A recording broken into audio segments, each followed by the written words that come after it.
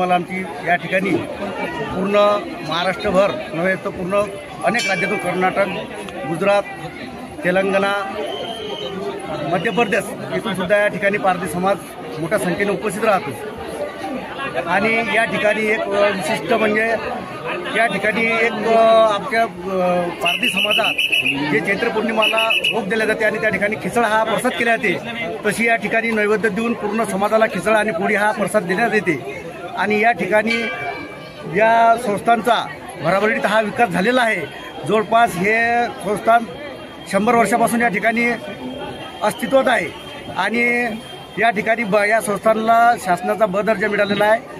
ब दर्जातून या ठिकाणी 2 कोटी रुपये मंजूरसुद्धा झालेले आहेत आणि आता नुकतेच आपल्या डीपीडीसीतून 12.5 लाखाचं या ठिकाणी डीपीसुद्धा आणि स्ट्रीट लाईटचं सुद्धा व्यवस्था झालेली आहे।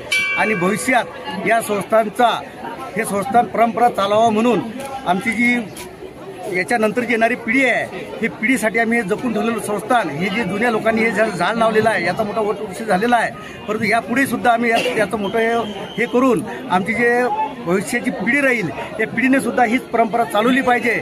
यासाठी ही जी चैत्र पौर्णिमेला यात्रा असते ही अशीच चालणार आहे आणि या समाजाला यापासून एक प्रेरणा मिळते की बा या ठिकाणी कोणत्या लग्न कार्यात न असता या समाज या ठिकाणी एकत्र येतो आणि चांगल्या गुण्यागोविंदानं या ठिकाणी यात्रेचा आनंद घेऊन चांगल्या एक आमच्या संस्कृती भाषेत आमची एक आरती होऊन या ठिकाणी आरतीचा लाभ सर्व भाविक आणि भक्त घेतात आणि या ठिकाणी गुण्यागोविंदानं साजरा करून अतिशय पवित्र असं तीर्थक्षेत्र आहे आणि दरवर्षी आम्ही सहकुटुंब इथे आनंदाने हात यात्रेसाठी येतो आणि फार सगळा समाज इथे एकत्र येतो। पूर्ण महाराष्ट्रच नव्हे तर सगळीकडून आमच्या इथे लोक भाविक येतात आणि आनंदाने आज आम्ही इथे आरतीला दिवसभर भजन आणि महाप्रसाद घेऊन दिवसभर तिथे थांबून भजनाचा आस्वाद घेऊन आम्ही सकाळी इथून प्रस्थान करतो आमच्या घरी। धन्यवाद दादा। ठीक आहे। जसे की नोकरदार वगैरे सर्व जसे की आमचे फौजी ग्रुपकडून सेवा वगैरे दिलेली आहे, तसेच आणखी सुद्धा समाज बांधव त्यांनी विविध हे माध्यमातून वगैरे हे त्यांनी सेवा दिलेली आहे व हा खरोखरच एक आमच्या जीवनातील खूप मोठा दिवस आहे की जिथून आमची औदा हे गाव हे आमच्या पूर्वजांचे फार जुने असे हे गाव आहे।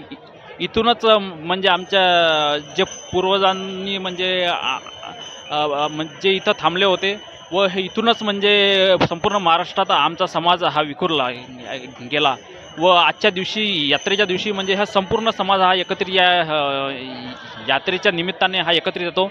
हे आमच्यासाठी खूप भाग्याची गोष्ट आहे व सर्व गुण्यागोविंदाने आपल्या म्हणजे सर्व रिश्तेदारांना वगैरे भेटतात वगैरे। हा खरोखरच खूप मोठा सण आहे आमच्यासाठी, म्हणजे एक दिवाळीसारखाच सण आहे। जय वडेखान।